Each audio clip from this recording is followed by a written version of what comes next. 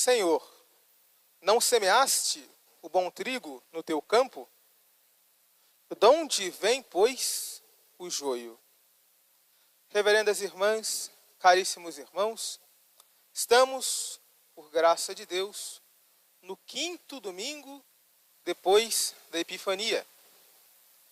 E ao celebrar, portanto, estes domingos, nos quais a Igreja, na sua esperança, cada dia coloca uma imagem diferente sobre os mistérios da fé, os mistérios da salvação e, sobretudo, os mistérios da Igreja. No dia de hoje, então, nós temos uma bela imagem. Tanto na Epístola como no Evangelho, nós vemos que o apóstolo São Paulo e também a nosso Senhor Jesus Cristo se diz uma verdade sobre a Igreja. Primeiramente, o apóstolo São Paulo fala para nós de uma igreja ideal. Uma igreja toda fundada na virtude da caridade, que é o vínculo da perfeição, a rainha de todas as virtudes.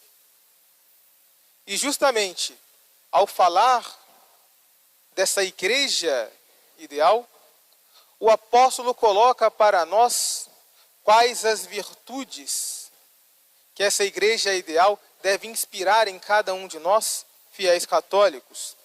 E são as virtudes da misericórdia, da bondade, da humildade, doçura, mas, sobretudo, a caridade, que é o vínculo da perfeição. Mas quando nós escutamos a leitura do Santo Evangelho, nós vemos que nosso Senhor não somente fala de uma igreja fundada na santidade, mas fala para nós de uma igreja não ideal, mas da igreja real. E por isso nós vemos na parábola do semeador que, por um lado, vem o Senhor, o dono da messe, e semeia no seu campo o trigo. Mas então, quando saem os operários a descansar, vem o inimigo e semeia o joio. Para nós podermos, então, fazer uma comparação e entender bem as imagens dessa parábola, devemos recordar: o joio, ele é em tudo semelhante ao trigo. Mas a diferença só é percebida quando se tem o joio nas mãos e, se apertando, percebe-se que na verdade é uma semente vazia. Enquanto o trigo tem 1001 utilidades, o joio não serve para nada. Então nós podemos também buscar entender o que nosso Senhor quer dizer com essa parábola. Quem é o semeador que saiu semeando a boa semente? É o próprio Jesus, que semeou a semente do Santo Evangelho, que semeou a doutrina de salvação para a remissão dos nossos pecados. E justamente esse grande campo onde a semente foi semeada é a Santa Igreja. Portanto, na igreja nós temos essas duas sementes. Por um lado, a semente semeada pelo bom Jesus, o trigo, a boa semente. Mas do outro lado, nós temos o joio, que é em tudo semelhante, em tudo parece com o trigo, mas na verdade é uma semente nociva que de nada aproveita para a messe. Então, caríssimos irmãos, essa é a grande realidade também da Santa Igreja no tempo presente. Por um lado, nós vemos os bons, os fiéis, que seguem a Deus, que amam a Deus de todo o coração. Mas do outro, nós vemos aquelas pessoas que se relaxam no cumprimento dos seus deveres espirituais, que se afastam de Deus, vivem aparentemente como católicos, mas na verdade o seu coração está muitas vezes cheio de maldade e de pecado. Então, caríssimos irmãos, devemos sempre buscar ser trigo e tomar muito cuidado para não cairmos e nos tornarmos joio. Mas se Jesus é o Senhor que semeia boa semente, quem é o inimigo que semeia o joio. Este, caríssimos irmãos, é certamente o demônio. E o demônio semeia 3 tipos de semente no campo da igreja para buscar arruinar a obra de Jesus. E esse joio semeado pelo demônio, nós podemos dividir em 3 tipos. Primeiramente, o erro, a mentira. Em seguida, o pecado. E por fim, o escândalo. Essas são as 3 sementes semeadas pelo inimigo. A primeira semente é o erro, a mentira, que nós vemos sobretudo na forma de heresia. Desde que o bom Jesus ensinou para nós as verdades necessárias para a nossa salvação e que fundou a Santa Igreja Católica, não houve na história da Igreja um único momento de paz. Em todos os séculos se levantaram pregadores de novidades, pregando mentiras, justamente para buscar arruinar a obra de Jesus. Nos primeiros séculos, levantaram-se os arianos, falando que Jesus era uma simples criatura e que, portanto, não era Deus. Depois vieram os nestorianos, afirmando que se Jesus não é Deus, Nossa Senhora tampouco é mãe de Deus, porque Jesus é uma simples criatura.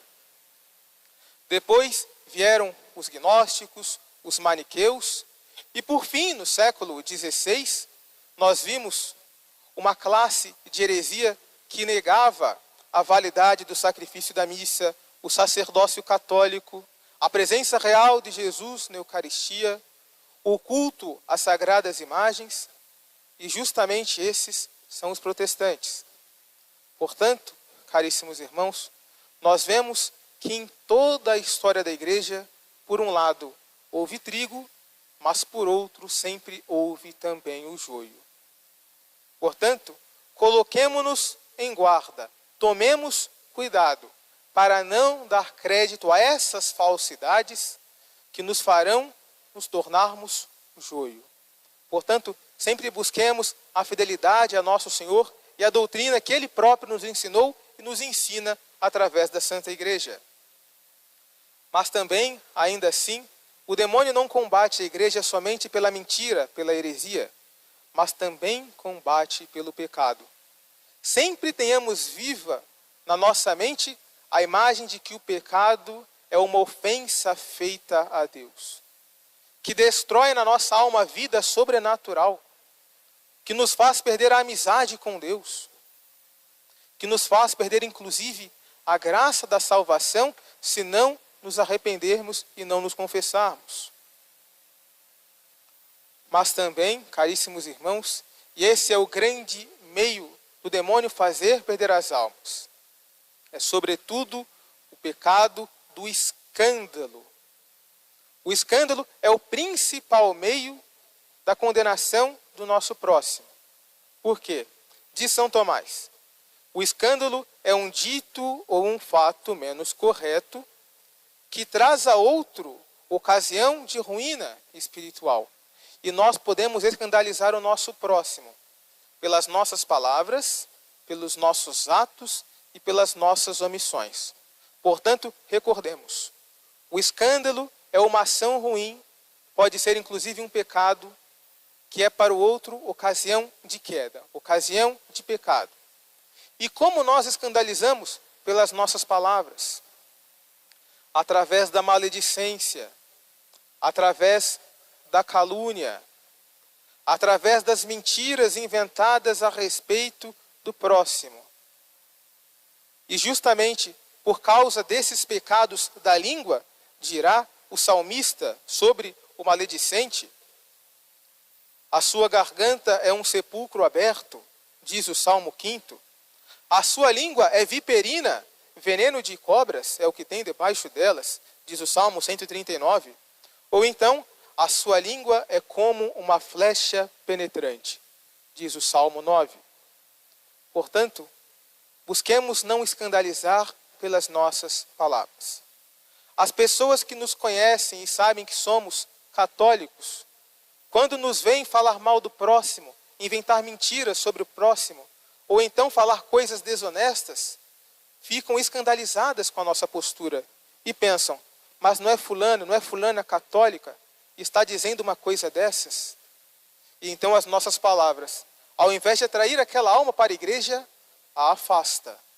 Por isso, caríssimos irmãos, tenhamos cuidado para não escandalizar pelas nossas palavras. Mas também escandalizamos por atos. Quando fazemos uma obra ruim, que justamente por ser uma obra má, afasta as pessoas da igreja. As pessoas cobram de nós uma postura coerente com a nossa fé. Por isso, devemos viver de modo coerente com a fé que nós professamos. E também podemos escandalizar pelas nossas omissões. Quando, podendo fazer um bem, nós não fazemos. Nós nos acovardamos diante do bem que devemos fazer. Por isso, justamente, busquemos ser corajosos, busquemos vencer o respeito humano que nos afasta do caminho de Deus, do caminho do bem. Busquemos sempre, pelas nossas palavras, pelos nossos atos, pela nossa coragem, testemunhar a nossa fé para não escandalizar o nosso próximo. Por fim, caríssimos irmãos, nós podemos então nos perguntar, mas por qual razão Jesus é tão paciente com o joio?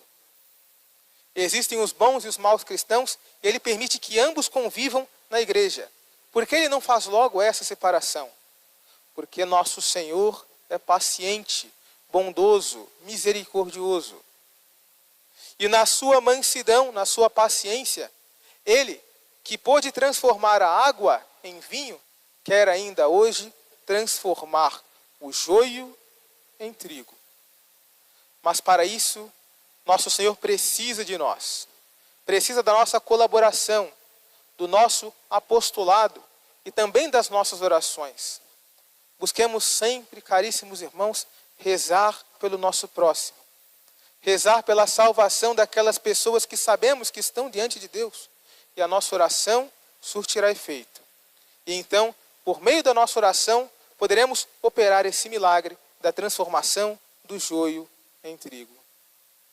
Peçamos então à Santíssima Virgem, nossa Mãe Santíssima, que possa interceder por nós, nos fazer fiéis e corajosos na prática do bem, no testemunho da nossa fé e no nosso apostolado, para em tudo e sempre buscarmos a maior glória de Deus e a salvação das almas. Louvado seja nosso Senhor Jesus Cristo. Para sempre seja louvado. Querida Mãe, Virgem Maria, Fazei que eu salve a minha alma. em nome do Pai, do Filho e do Espírito Santo.